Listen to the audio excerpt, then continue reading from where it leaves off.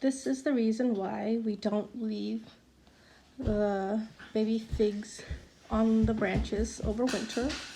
They cause a disease to make the bark more orange in color, kind of like maybe fungus, sort of. But you have to trim them off. So when it's like this, I cut all the way down to where it's healthy. You can see a little extra. So if you don't, it will continue to go down. So you want to prune this off and pinch off all the baby figs. Don't let them overgrow in the winter and in the wet rain. This is what happens when spring arrives. You'll see this. It's not a